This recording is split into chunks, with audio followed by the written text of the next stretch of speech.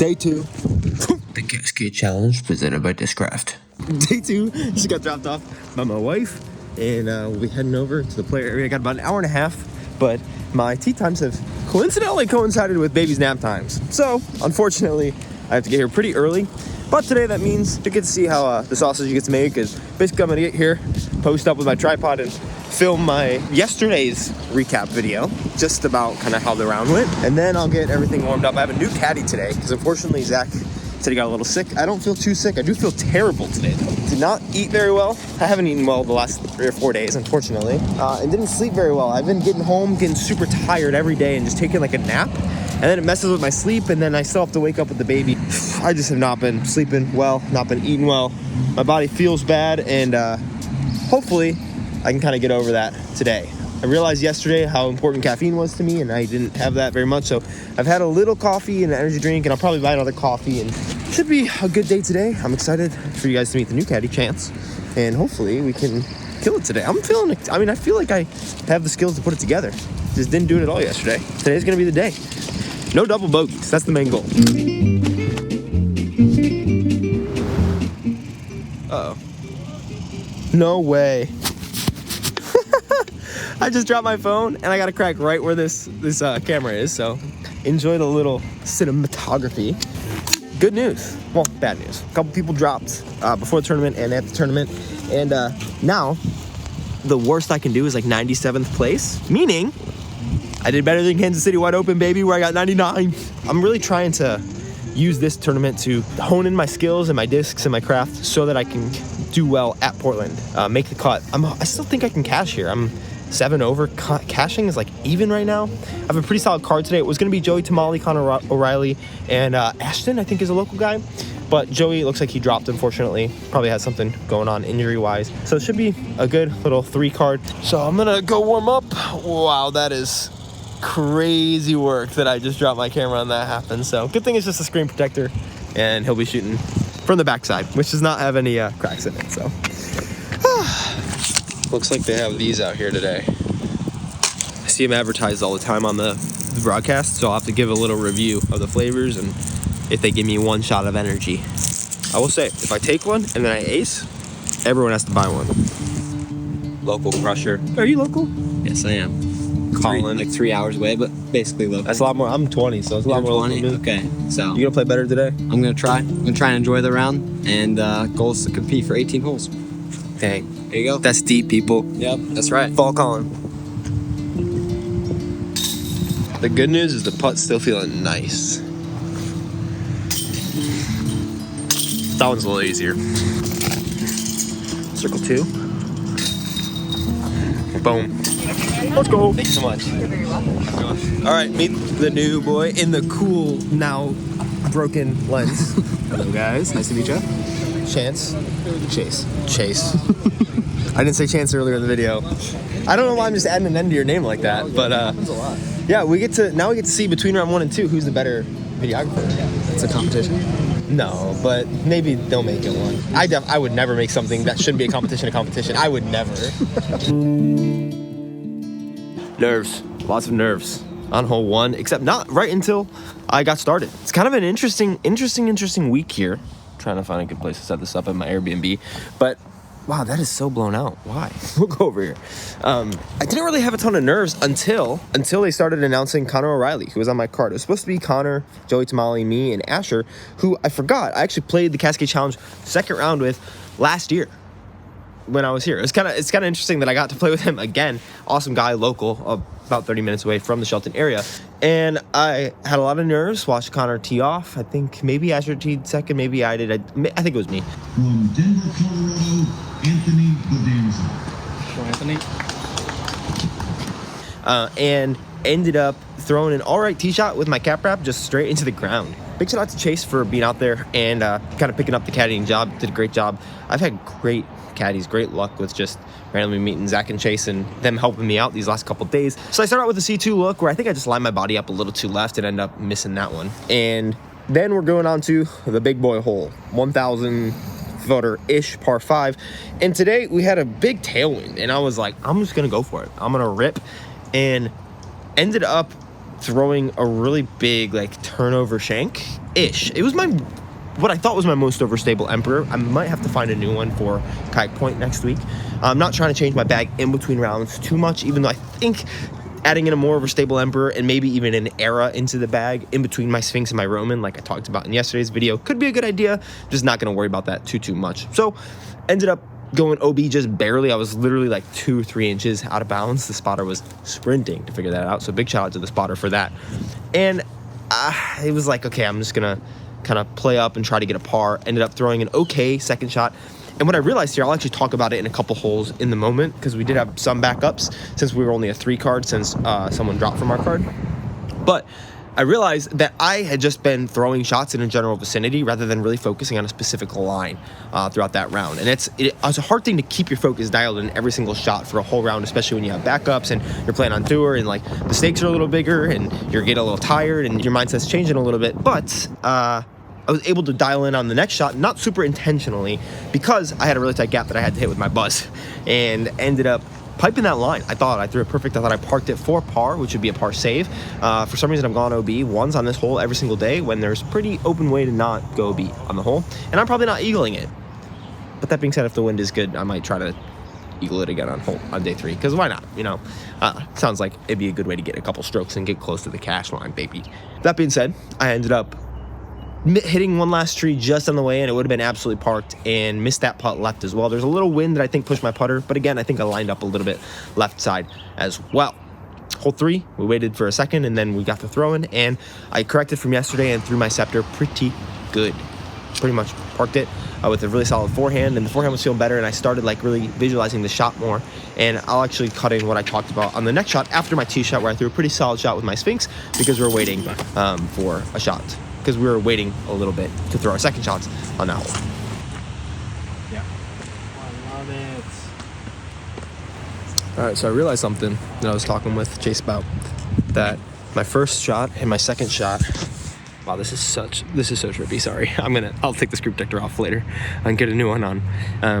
The first and second shot, I realized I've really been just like focusing on like a general thing as I'm throwing, like through the gap on hyzer on hole 1, threw it low. Fine shot. The putt was all right, just aimed wrong. Hole 2, I just thought about throwing a big anhyzer with that disc instead of like which angle is coming out, what speed. And I was overcooking it on both of those shots, even the third one into the gap. I was just focusing on like general stuff. And then when I threw that buzz shot, it was really focused on like the specific line and shot, because I was forced to. But focusing small and like visualizing what I wanted to do out of my hand has been really helpful these last couple shots. And I think the point of focus that I need, it needs to be a point of focus, not like a generality of focus, because it's not really focus. So that was a helpful realization. So I get off there and throw one of my most embarrassing shots of the day. It sucks to throw a disc into a tree 20 feet in front of you, but that's kind of what I did with my chicane, because I was trying to err on the anhyzer side, so I didn't kick OB left, and I almost shanked it so much that I did kick OB left. Luckily didn't, and was able to pitch up and take a par on that hole. But hole 5, I end up throwing a pretty good shot and take a birdie there. Pretty much parked.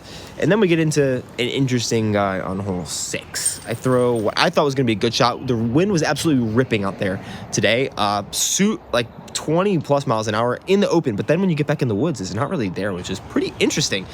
So I threw what I thought was going to be a decent shot, but I just grip locked it. I held on to it a little too long and shanked it into a tree, and then I had 312 feet in from kind of an open line. I have to kind of throw up. I can't really pull through low. I have to throw up, which maybe is a good thing in general for me to throw that way.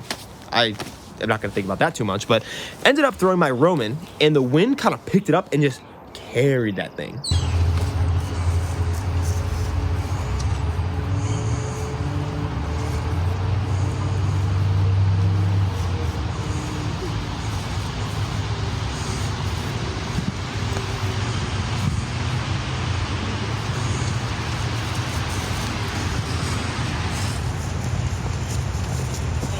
I'll go in. Oh! So close. Oh, wow. That was beautiful. That's crazy. So that was almost one of the coolest birdies that I've ever had in my life on a super tough hole that probably doesn't see too many birdies during the day. Ended up sitting close, which is good, and I ended up tapping it in.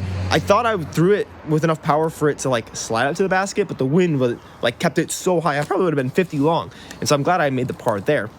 The next hole, I did make the Mando, luckily, pitched up and took a par on the 490-footer. Only 3 birdies on that day, and Colin O'Reilly on my cart actually had one with a roller. So much wind, but incredible shot. So, ended up taking a par on that hole and the next, and it moves us into hole 9, where the wind is really starting to pick up. This is kind of the U-shaped dogleg hole, and I throw my cap wrap out the gap, throw a pretty perfect shot. I was really stoked on it. And then we get out to the wind, and we're throwing straight into a headwind. I probably only have 260 feet in, but even my cap wrap, I was like, man, this thing is gonna roll in this wind. And I watched a couple other people on my cart throw, and it just looked like such a difficult wind. So I actually took my Conqueror, which I gave to Zach Nash to throw, and he's like, this is the most beefy Conqueror ever. It was way more stable than the Conquerors that he throws in his bag, and he said that he didn't even want it because it was like too overstable, which is crazy. So I took it on a touch of hyzer, and because the wind was kind of coming at us, and I needed to throw a shot that kind of finished to the right, I needed to throw a hyzer. But if I throw a hyzer, it's immediately almost exposing that flight plate if I throw just a typical hyzer angle with the neutral nose, because the flight plate's kind of up and the wind's coming against it this way, and it's really gonna lift up. So I thought about really making sure I got that nose driven down so that even though it was on a hyzer angle, it was kind of flying against the wind like this. And my crazy, ridiculously overstable Conqueror on a 280-foot shot flipped up a little bit, which I just could not believe. Luckily, I threw an incredible shot. It was one of the best shots that I've thrown on a forehand, maybe ever. And big shout out to the people who were following us yesterday. There was a little gallery there. I'm sure a lot of it was for Asher because he's local and a big part of the community, an awesome guy. I'm sure a lot of it was for Connor as well, but if anyone was there to watch me, big shout out and massive appreciation. It was fun to be able to chat with you guys on some backups, but I ended up parking it. So I was super stoked on that birdie and then the island hole. So far, I've played this 2 practice rounds and I've played it 1 tournament round. I almost said 2, 1 tournament round. And I have not made the island a single time yet. Get up. But I made it today. So I threw my MV, threw a pretty good shot. It was a little low out of my hand, and it put me to 32 feet, and it just backs up straight to OB. And my putt's been feeling really good. I was just inside the circle. I hadn't missed a circle 1 putt yet. I hadn't made a circle 2 putt yet, I don't think. And I step up and just like never finished the putt. So what happened on this putt that I'll show you guys as a little teaching moment for me is when I'm putting, if I'm lining up to the putt, basically you need to finish the putt forward. Like all your timing of your hips and your elbow and your wrist, it's all kind of finishing forward at the basket. But if you're a little nervous and a little scared little boy, what can happen is you go to putt and your whole body stays back and just your arm goes forward, and then your arm goes that way. And then you airball the putt directly to the right. And so instead of just pushing everything forward and finishing at the basket, because that feels a little scary, because even though it's forward, it almost feels like your arm path is getting taken left. And so I'm like, oh, I don't want to miss left. My putt had good pace control, so even if I did miss left, it wouldn't have gone OB. Well, more than likely. I'll pretend like it would have. But instead, I kind of stayed back and just let my arm go. And I had good height and luckily good pace control, so it didn't go OB. It just kind of stayed where it was, which was nice and lucky. But I took a par there, which is better than the bogeys that I've taken every other time that I've played it. So par is fine.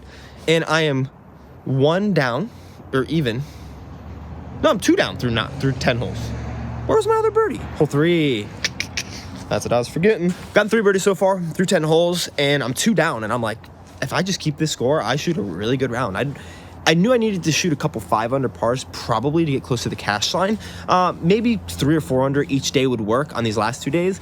And I was 2 under, and I was like, if I play these back 8 holes, which it gets into a really difficult stretch really well, I can make that happen. And my whole goal was to not double bogey anything. And I move into hole 11.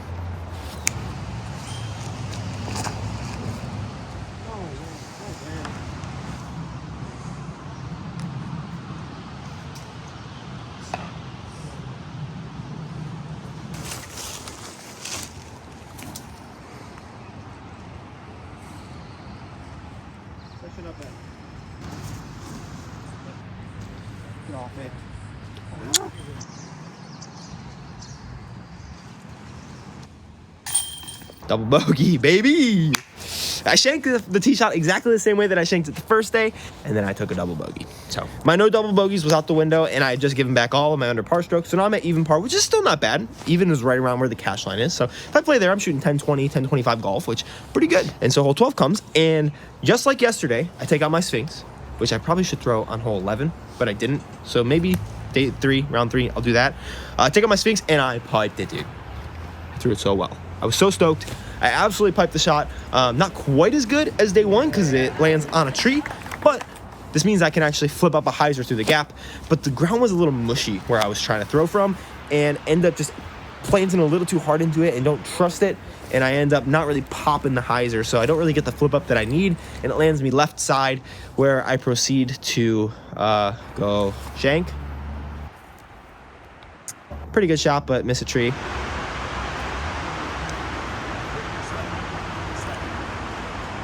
Almost make it from 100 feet.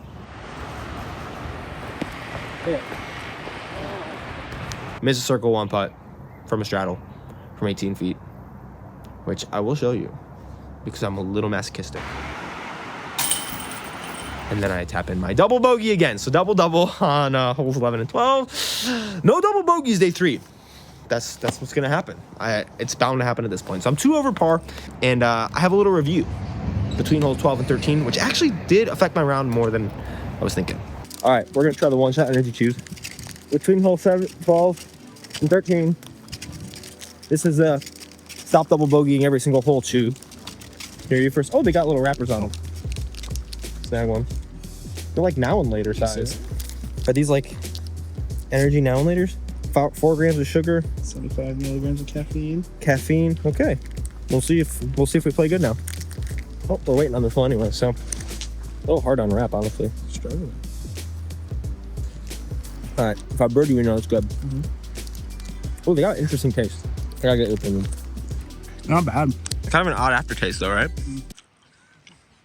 No? Yeah, very sour. Yeah, but like bitter sour. It's interesting. He just called it aspirin when he tried it, and I think that's the aftertaste I couldn't lay my finger on. I'm willing to finish something when I try it, but I spit it out. And I don't Really? Do it often. Really? I don't do it often. Okay, I wouldn't do that. It was But the blue flavor, so I don't know. okay, I got one of those in here to try. That's my ID. Look at the I got one of those in ID. here. Hold on, bro. Yeah. Let's go.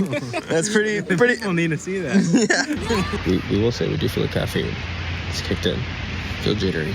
That's the reason for bad shots. And him. Not me. So after the one-shot energy, I threw a pretty decent drive and then an okay upshot and almost make a putt. Well, I thought I almost made a putt from about 80 feet for the birdie, but end up tapping in a par. And at this point, I get into hole 14, and I had 2 of the energies. Maybe it's 1 shot, not 2 shots, so I only should have had the 1. But either way, I think it like is really, it's not like a smooth caffeine release or smooth whatever is in that, because I start feeling pretty jittery for the rest of the round, and I'm trying to like focus, but I feel like I'm already a pretty like kind of guy, and now it just really hyped it up to 11, which is not the same thing that's happened to me when I've just had like energy drinks or caffeine. Something about it works, but the taste is a little interesting, and I didn't love the way that I felt when I had them. So I probably won't be having any more of them. Maybe we'll have to try the blue one, but probably not gonna do that, to be honest with you. I don't want to have that anymore. So probably works for some people, might not be for me. Hole 14, I throw an okay shot, but I just end up deep in the hyzer a little too much instead of throwing it penetrating. It was a fine shot if I would have just raised that hyzer up 10 degrees. I do pretty much the same thing that I did in round number 1. End up parring that hole. 14, I throw a pretty solid tee shot.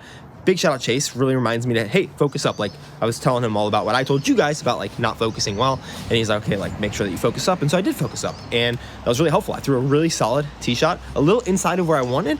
And I was debating for a while because we were waiting on the group on the green between throwing a flip up backhand and a forehand flexor.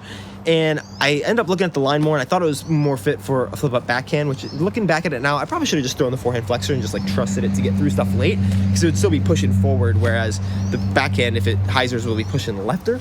So I end up throwing my actually Doomsday Discs Chemtrail, because it's my flippiest disc in my bag, and ends up flipping in pretty good ways. I just miss the line by hitting a tree, and oh man, it would have been pretty close. It was flipping a lot. So end up taking apart if I could execute an upshot from 120 feet.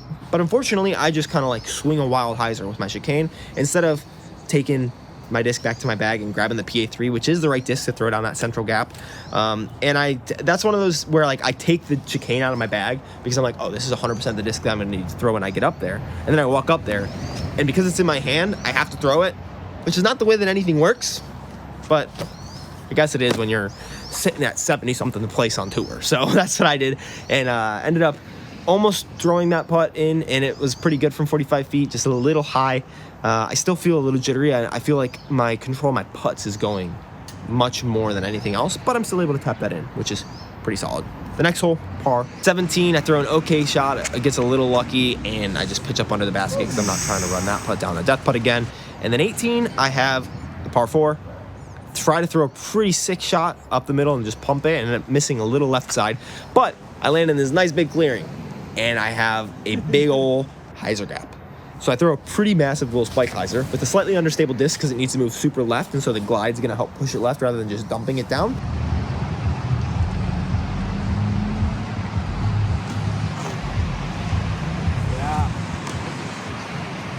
And I end up CTP after 2 shots, which I was pretty happy about because I threw the worst drive by far. And I have a 45-foot putt again, and I feel pretty good. I'm trying to like really slow down everything because I do still feel a little jittery.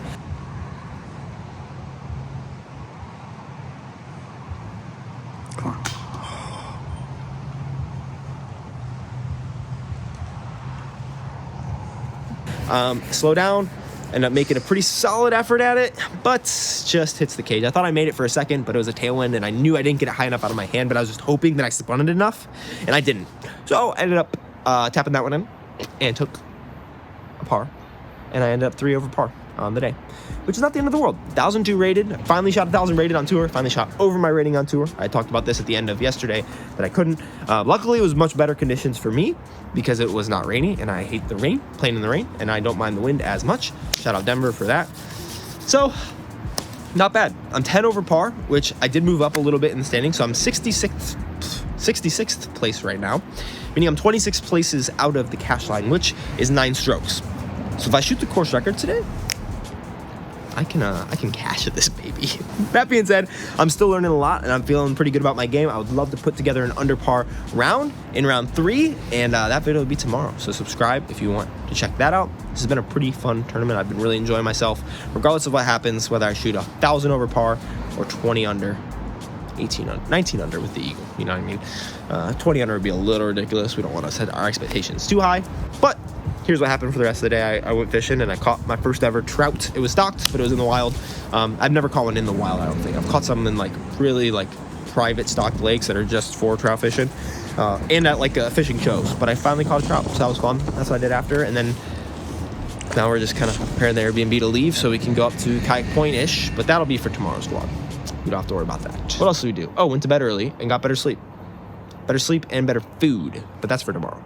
So I feel better today than I have these last couple days, and today is tomorrow for you. This is very confusing at this point, and I've been rambling too much, but the trouts are cool, and so are you. Subscribe to the channel,